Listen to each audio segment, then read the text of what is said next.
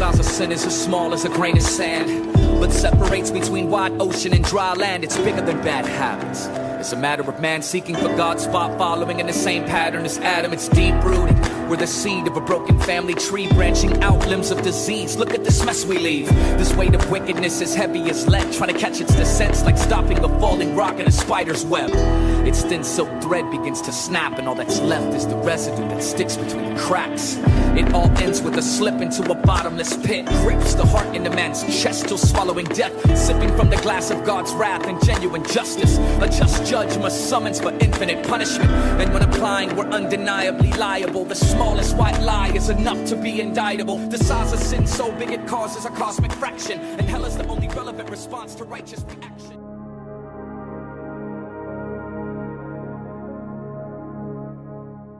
This tree reminds me of the tree of the knowledge of good and evil in the Garden of Eden.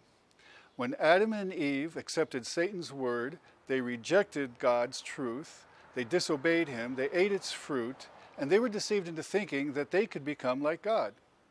Today, when we accept the teachings of evolution, we are deceived into thinking that there is no God, that there is no absolute truth, that we can decide for ourselves what is right and wrong, and this is called sin.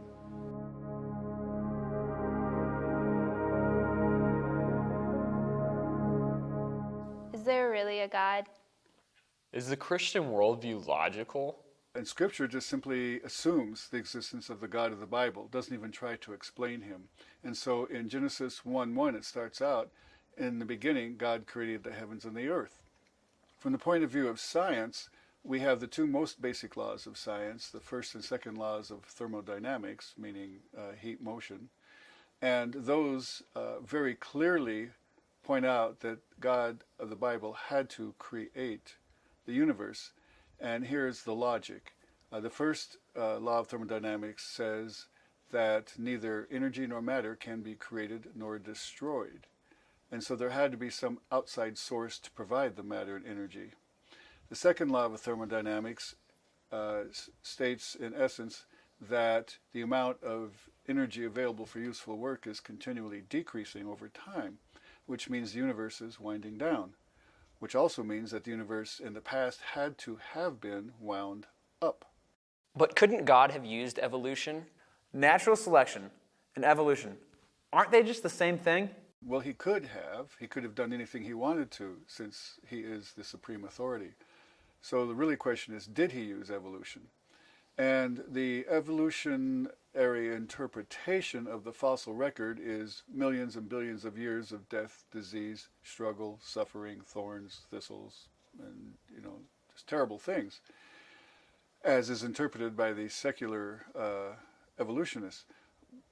But multiple times in the first chapter of Genesis, God said that everything he did was good, good, good, good, good, good, very good. So that means that if a person wants to accept the interpretation of the fossil record as millions of years prior to the existence of man, that then God is calling all that death, disease, and bloodshed and suffering very good and good. That impugns God's character. His logic is thrown out the window, because the order of events in the first chapter of Genesis and that history is totally different than the order of events in the scenario of the evolutionary order of things. Is natural selection the same as evolution is the question. Neo-Darwinian theory is the addition of the knowledge of genetics to Darwin's original thought process. And so it is claimed that mutations occur, and then nature selects from those mutations which things are beneficial and therefore cause improvement in the organism. The term natural selection implies that there is power in the environment to choose what organisms are going to thrive and survive. But the real way that this should be looked at is using a phrase called the capacity to fill. And by that, Dr. Randy Guglielza came up with this better understanding in that God placed wide range of genes into the genome of the animals and the plants so that they would have the ability to thrive in the various environments and the various ecological niches that developed in the post-flood world. Why shouldn't Christians accept millions of years? Well, first of all, Scripture is very clear that the world and the universe are in the ballpark of 6,000 years, a little more than 6,000 years old. And we know this from the genealogies that make a very tight chronology, especially in chapters 5 and 11 of Genesis, and then in the rest of biblical history that follows. So if the individual wants to say that they are following Scripture, believe in Scripture, then that is a very finite time limit for the age of the universe. In conjunction with that is the meaning of the word day in chapter 1 of Genesis, in Hebrew, yom. And it's very clear that in the multiple uses of that word in the first chapter of Genesis that these are ordinary 24-hour days. They are not long ages or indeterminate time periods. And the reason for that is when you look everywhere else in the Old Testament, whenever the word yom is used and it is accompanied by the modifier or qualifier of the use of a number, the use of the phrase morning and evening, or the word morning or evening, or the word night, with any of those qualifiers, every single time the word day means a 24-hour day. Now it can mean an indefinite period of time, such as in the day of Noah, in a period of time there. Not specifying 24 hours. But in that case, there is no qualifier. And for anyone who wants to take issue with that and then say, well, these are just God's days and make them some vague thing, there is Exodus chapter 20, verses 8 through 11, in which the fourth commandment is given to us. And it said that God made the earth and the heavens and the seas and everything in them, and then rested on the seventh day, and then gives the command for us to keep the Sabbath holy. And so he is writing that letter those letters to people to work 6 days and to rest one, as in the example that he gave us in the first chapter of Genesis. He did not write for us to work 6 long periods of time and then rest 1 long period of time. That makes no sense whatsoever. You want me to believe that there was dinosaurs on the ark? Well, first of all, I'd like to say that dinosaurs lived together with man from the 6th day of creation onward. For it says that all land animals were created on day 6, and since dinosaurs are land animals, it's logical that they were created on day 6. And Scripture is very clear saying that man was created on day 6 as well. So they lived together in the pre-flood period, and then on the ark together, because the Scripture again tells us in the chapters 7 and 8 that 2 of all animals were to be on the ark, and then it tells us also later on in Scripture that 2 of each kind came off the ark as well. Now, it doesn't mean every species, but 2 of every kind, the biblical kind. So, for example, there's no need for 600 plus species of dinosaurs if there ever were that many in the first place, but rather the approximately 30, possibly 50 kinds of dinosaurs to be on the ark. So only needing twice that number, male and female of each type. So maybe 60, possibly 100 dinosaurs. The other thing to remember is that the average size of the dinosaurs was about that of a sheep. Some of these were as small as a chicken. And another factor is that God sent young dinosaurs, teenage-type dinosaurs, who were a fraction of the size of the great-great-granddaddy dinosaurs, since reptiles continue to grow until they die, but were old enough to reproduce when they came off the ark. It's calculated that maybe 8,000, not species but kinds, 8,000 kinds were taken onto the ark.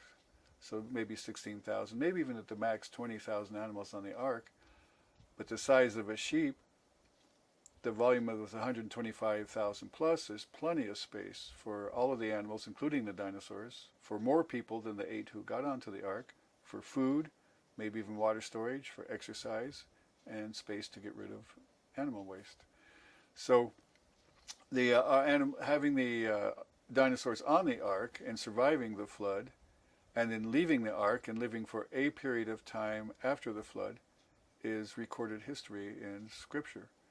Now, how long after the flood did dinosaurs still live? Well, we don't know precisely, but there are multiple examples in various forms of art, whether it be sculpture, whether it be brass carvings in England, whether it be temple walls in Cambodia, pottery in Peru, Roman mosaics, Egyptian artwork, many examples around the world of very precisely drawn dinosaurs that are depicted in these various forms of art, and are even some of them are recorded in literature in various languages. And so these people in the post-flood world must have been eyewitnesses to dinosaurs living after the flood. So what happened to them? Well, people today talk about climate change. Well, yes, there is minor climate change today, but the real climate change was due to the flood and how it drastically altered everything on the planet, the entire surface of the planet, the entire climate of the planet. And so that climate change probably was a significant factor in contributing to the demise of dinosaurs after the flood. In the book of Job, it refers to it being extremely cold, which correlates with that ice age after the flood. So that may have been very bad for the dinosaurs being reptiles. Hunting of dinosaurs for self-defense, because then in Genesis chapter 9, God talks about how man is now given permission to eat meat and to replace the protein sources lost in the extinction of plants in the flood.